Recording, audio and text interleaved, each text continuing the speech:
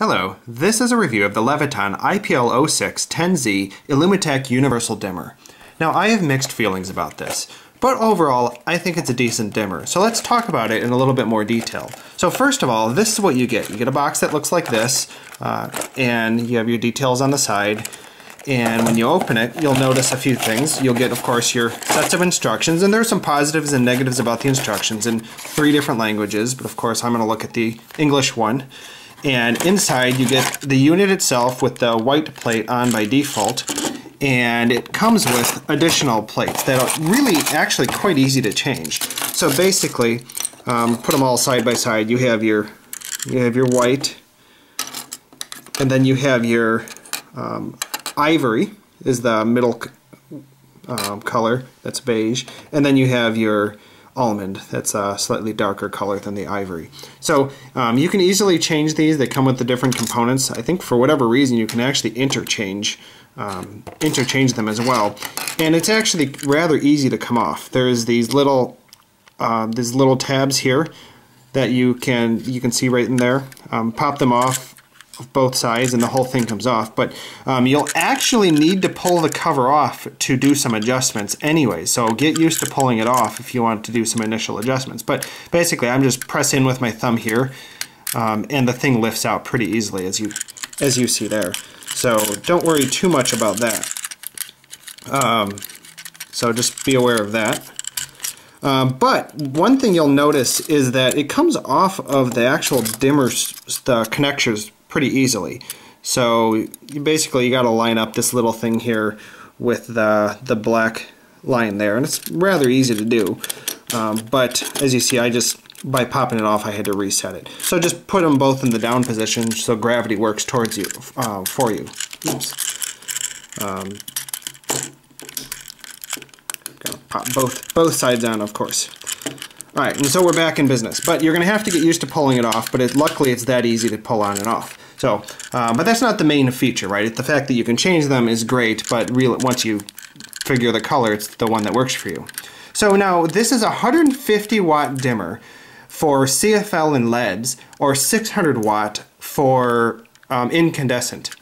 So if you do plan to use multiple of these, if you want 3 sets of dimmers side by side, such as would be pictured in the instructions here, so for example, if you want to stack them side by side like this, then you have to pull off some of these metal edges here, which is the edges that you see, right here. And when you do that, you'll actually be changing the maximum wattage from 600 watts for incandescent down to 500 if you drop 2 of the edges, and 400 if you drop if you do more. So the more of these you have side by side in the same box, the less wattage you'll be able to do. But that's standard. That's what you're going to pretty much find in any dimmer out there.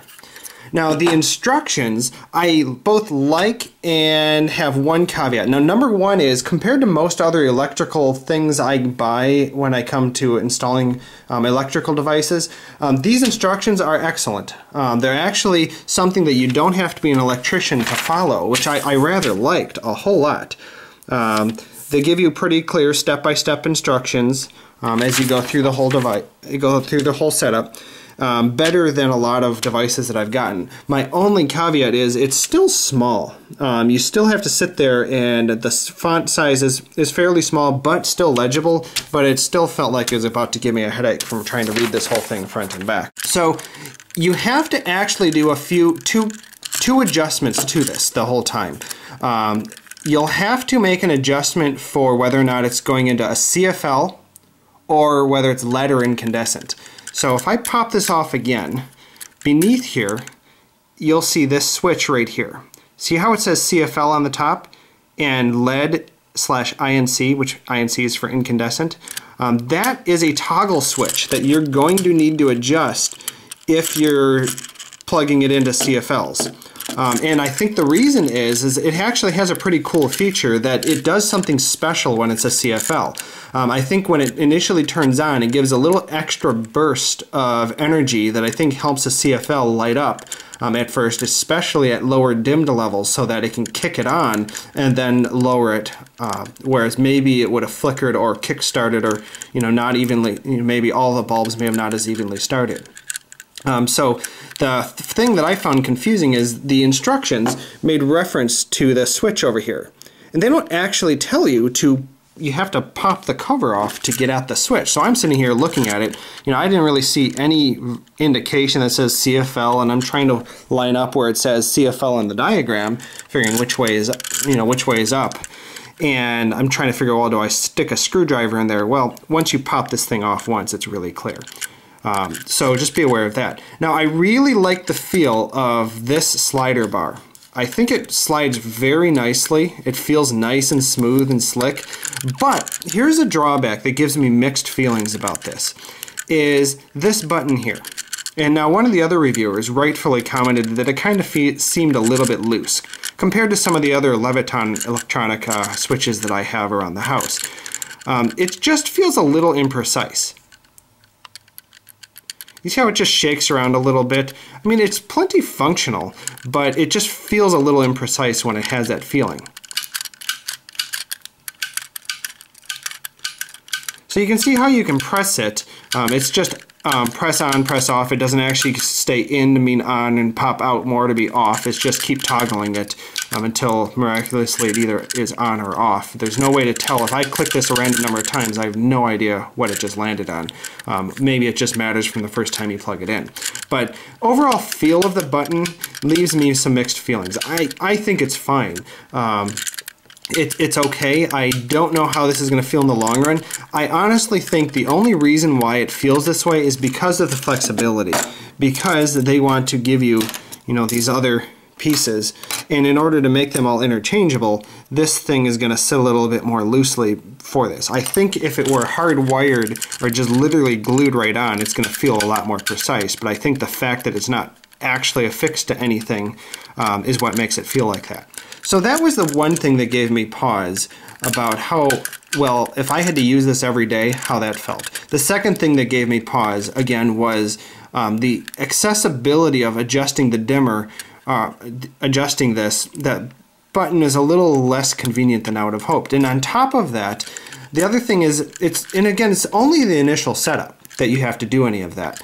On the initial setup, if you want to adjust the minimum light levels, so especially with CFL bulbs, when you put in all your different bulbs around, you'll probably find that, you start turning this on, turn it more, turn it more, turn it more, and then only right here, maybe all the bulbs kick on. So you're thinking, well, why do I have this whole range and the bulbs won't turn on? Or maybe they flicker. Maybe they flicker a little bit and then they start to turn on consistently. So the idea with CFL bulbs is that you can adjust this so that this whole device here, knows where your minimum is.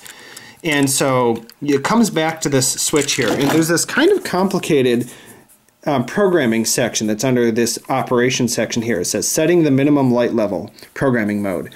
So basically what it tells you to do is switch the device off. I mean, you're gonna have to pop the cover off to get at that switch. And then it says set it to CFL, switch the device on, toggle it down, and then you can slowly, and then it knows it's in programming mode, and then you slowly adjust this to the exact level that you want to be the minimum. Then you flip the switch again, and then the lights, I guess, flash to tell you that it registered.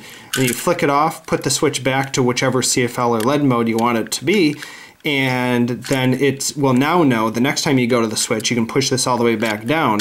The next time you go to do that, you'll notice that now it knows where the minimum is here versus having to, it's like only having this dimmable range here.